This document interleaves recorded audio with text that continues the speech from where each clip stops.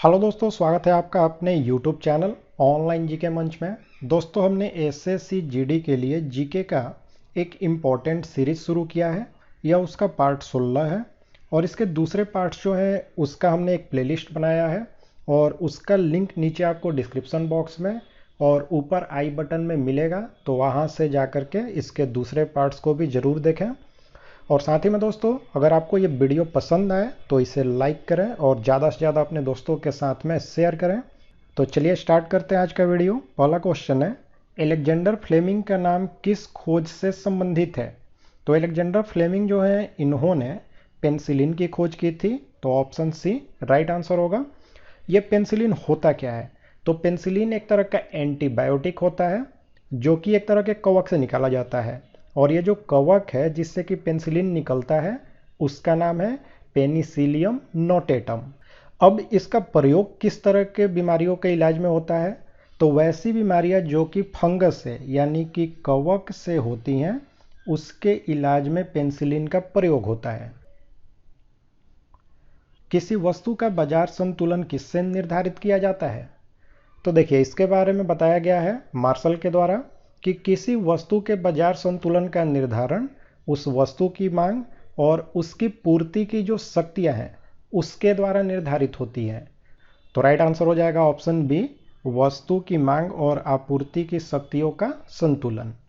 चलिए नेक्स्ट है, मानव शरीर की सबसे बड़ी मिश्रित ग्रंथि कौन सी है? तो राइट आंसर ऑप्शन सी है, अग्नाशय यानी कि पैनक्रियाज। अब मैं अग्नाशय से संबंधित एक क्वेश्चन आपसे पूछूंगा जिसका आंसर आपको कमेंट बॉक्स में बताना है। तो आपको बताना है कि अग्नाशय से कौन सी हार्मोन निकलती है जो कि हमारे शरीर के लिए काफ़ी ही जरूरी है। पृथ्वी के स्थल पृष्ठ का कितना भाग रेगिस्तान है? तो राइट आंसर ऑप्शन है 1/3 भाग जो है वह रेगिस्तान है। अगर प्रतिशत में पूछे तो लगभग 33.3% भाग रेगिस्तान है पृथ्वी का। देखिए, ये रेगिस्तान जो होते हैं ये दो तरह के होते हैं, एक उष्ण रेगिस्तान होता है और दूसरा शीत रेगिस्तान होता है। अब यहाँ पे एक और इम्पोर्टेंट क्वेश्चन बन रहा है कि विश्व का सबसे बड़ा उष्ण मरुस्थल यानी रेगिस्तान कौन सा है? तो वह है सहारा। इसका भी नाम आपको याद रखना है। हिमाचल प्रदेश में स्थित दर्रा कौन सा है? तो सिपकीला दर्रा जो है यह हिमाचल प्रदेश में स्थित है और यह भारत और चीन को जोड़ता है। और ये जो सिपकीला दर्रा है इसी से होकर के सतलज नदी जो है वह भारत में प्रवेश करती है। भारत के संविधान में संघीय शब्द का प्रयोग कहाँ पर हुआ है? तो भारतीय संविधान में संघीय शब्द का प्रयोग कहीं पर नहीं हुआ है।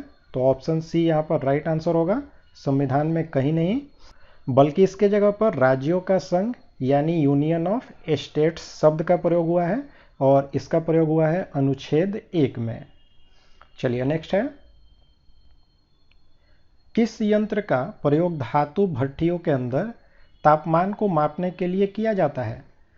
तो पाइरोमीटर जो है इसी का उपयोग होता है।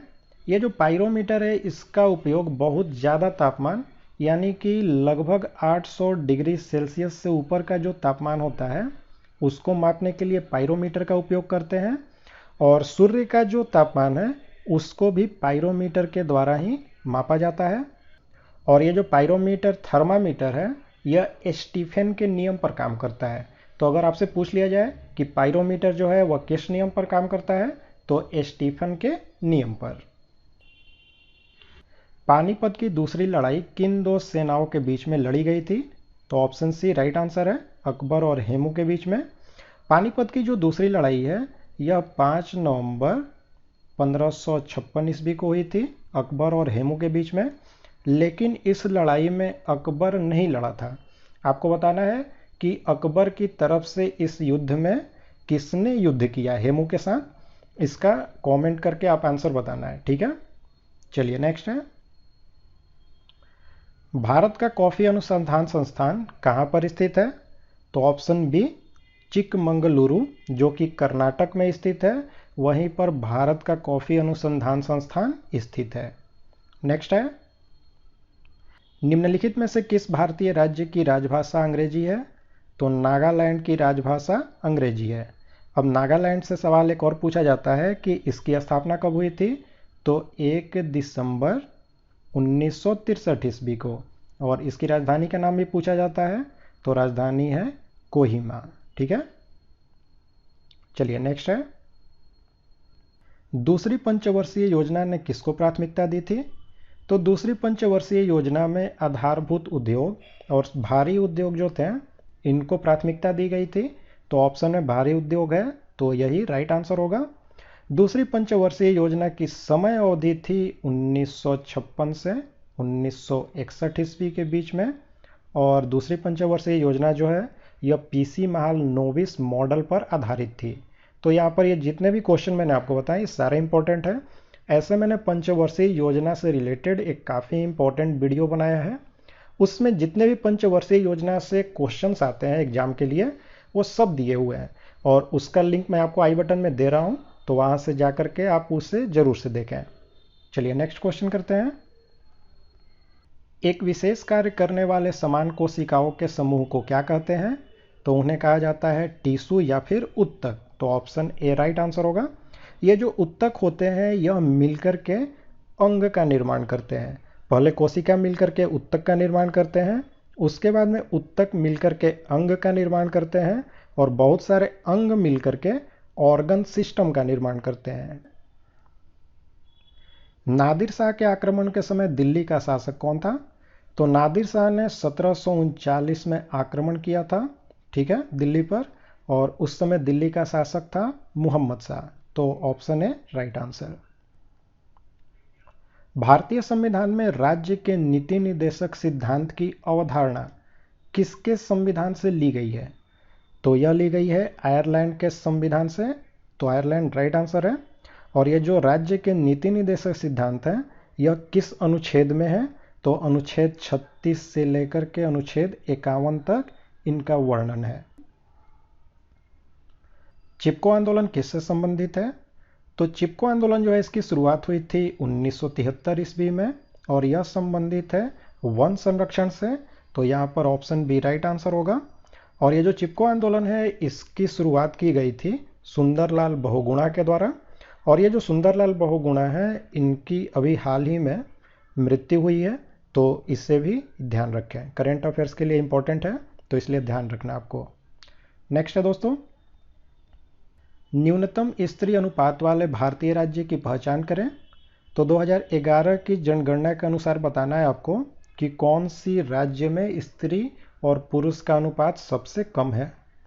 तो राइट आंसर ऑप्शन ए है हरियाणा में। ठीक है, हरियाणा में स्त्री और पुरुष का जो अनुपात है वह 879 है, यानी कि 879, 1000 पुरुषों पर स्त्रियों की संख्या है 879।